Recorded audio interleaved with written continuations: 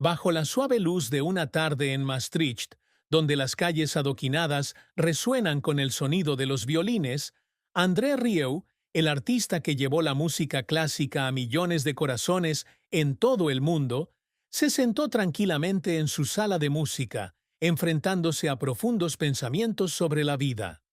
Nacido el 1 de octubre de 1949 en Maastricht, Países Bajos, André Rieu se ha convertido en un icono de la intersección entre la música clásica y el entretenimiento popular, con su violín Stradivarius y la famosa orquesta de Johann Strauss. A sus 75 años, sigue actuando, ofreciendo conciertos emotivos, pero detrás de su sonrisa radiante y su porte caballeroso, lleva una profunda tristeza, un dolor que rara vez comparte, incluso con su amada esposa, Marjorie Rieu. El mayor dolor de André no fueron las controversias sobre su estilo musical, ni las dificultades financieras que lo llevaron al borde de la quiebra, sino el sentimiento de no haber podido proteger a su familia de las presiones y críticas que trajo consigo su carrera. Siempre quiso entretener a su público, pero cada vez que leía artículos críticos o veía los ojos preocupados de Marjorie y sus dos hijos, Pierre y Marc, sentía una punzada de dolor, como si sin darse cuenta hubiera arrastrado a sus seres queridos a una guerra que no podía controlar. Esta tristeza, como una melodía tranquila, lo siguió a través de los años, haciéndole llorar en silencio en la sala de práctica muchas veces, preguntándose si realmente había hecho lo correcto al elegir este camino. La mayor tristeza de André Rieu se remonta a los inicios de su carrera, cuando decidió romper las reglas tradicionales de la música clásica para acercarla a un público más amplio. Hijo de un director de la Orquesta Sinfónica de Limburgo, André creció en una familia arraigada a la música clásica, donde las sinfonías de Mozart, Beethoven y Strauss eran un suspiro cotidiano. Pero pronto se dio cuenta de que el mundo clásico, con sus salas majestuosas y su público selecto, estaba alejando cada vez más al público masivo. Quería cambiar eso, acercar las melodías de Johann Strauss a todos, desde los trabajadores comunes hasta el público joven. Esta decisión condujo a la formación de la Orquesta Johann Strauss en 1987, pero también lo convirtió en el foco de críticas. Los críticos lo llamaron un divulgador de la música clásica, un artista humorístico más que serio. Y las críticas no solo se dirigieron a él, sino que también afectaron a su familia. Marjorie, su esposa y colaboradora cercana, se enfrentó regularmente a una dura cobertura de prensa, mientras que Pierre y Marc, sus dos hijos, crecieron bajo la presión de llevar el apellido Rieu, un nombre sinónimo tanto de admiración como de controversia. André recuerda una noche de 1995, cuando regresó a casa después de un concierto fallido en Alemania, donde el público era escaso y los críticos lo llamaron circo musical. Marjorie intentó consolarlo, pero cuando la vio secándose las lágrimas en silencio, André sintió como si le oprimieran el corazón. Lloró no por el fracaso, sino porque sintió que había puesto a su familia bajo una presión innecesaria. Esta tristeza se hizo aún más profunda cuando se dio cuenta de que, a pesar de traer alegría a millones de espectadores, no podía proteger a sus seres queridos de las críticas y la presión que trajo consigo su carrera.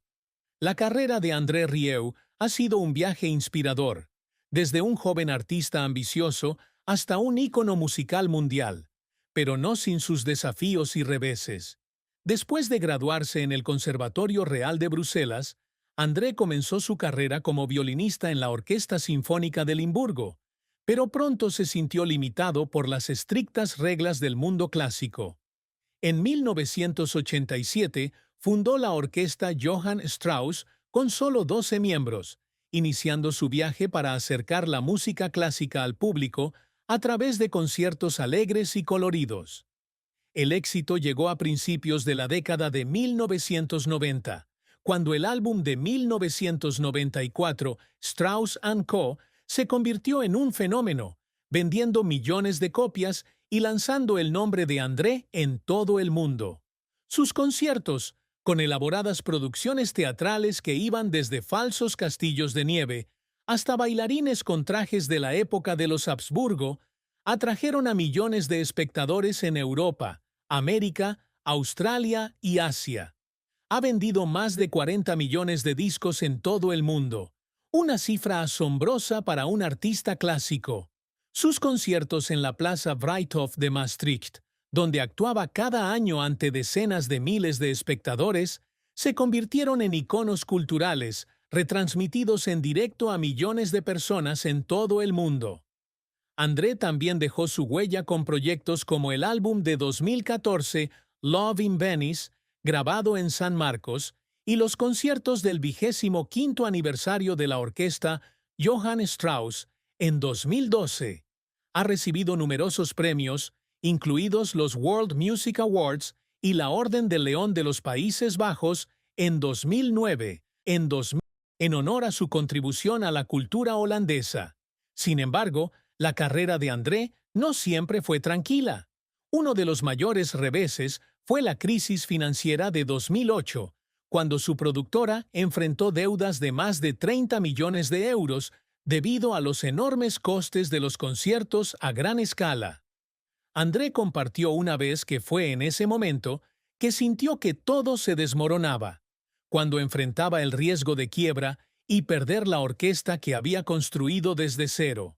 Él y Marjorie tuvieron que hipotecar su casa en Maastricht, trabajando incansablemente para pagar las deudas. Y André lloró muchas noches, no por el dinero, sino porque temía que su sueño se hiciera añicos. Otro revés fue la polémica sobre su estilo de actuación. Los críticos a menudo lo acusan de abaratar la música clásica y califican sus conciertos de entretenimiento en lugar de arte serio. Un artículo en The Guardian, en 2007, incluso lo comparó con un artista de vodevil, lo que ofendió profundamente a André. Se puso a llorar después de una tensa entrevista en Londres, cuando un periodista le preguntó si le daba vergüenza hacer una broma sobre la música clásica. Sin embargo, André siempre se levantó después de cada revés. Continuó actuando con una pasión inquebrantable, y sus esfuerzos finalmente dieron sus frutos cuando se convirtió en uno de los artistas clásicos con más ventas de todos los tiempos.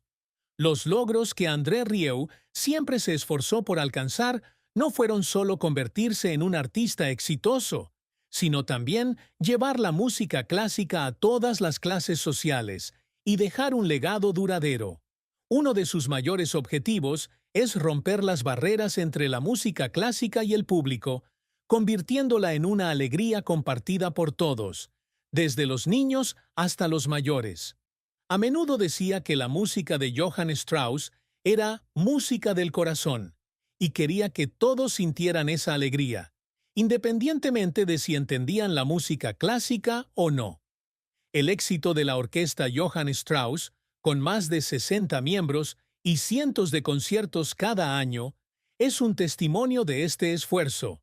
André transformó valses y polcas en experiencias inmersivas donde el público no solo escuchaba, sino que cantaba, bailaba e incluso lloraba de emoción.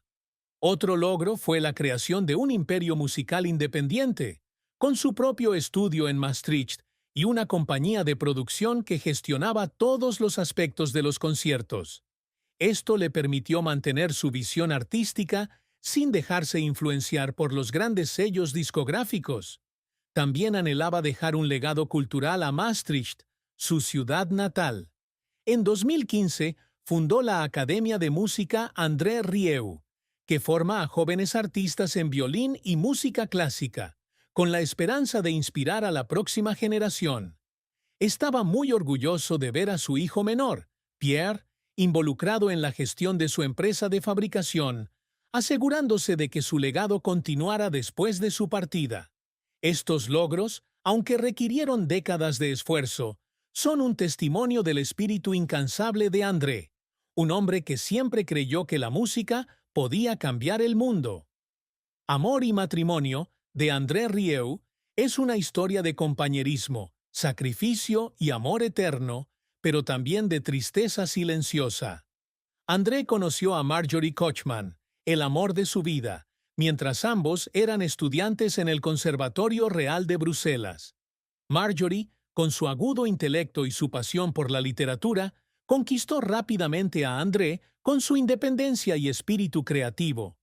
Se casaron en 1975 y desde entonces Marjorie se ha convertido no solo en su esposa, sino también en una compañera indispensable en su carrera. Ella escribió las letras de muchas de las canciones de André, coescribió obras de teatro y gestionó los aspectos logísticos de la orquesta Johann Strauss. Su matrimonio se fortaleció con el nacimiento de dos hijos, Marc en 1978 y Pierre en 1981, que trajeron una alegría ilimitada a ambos. André decía a menudo que Marjorie era su otra mitad, la que lo ayudó a seguir adelante durante los años más difíciles.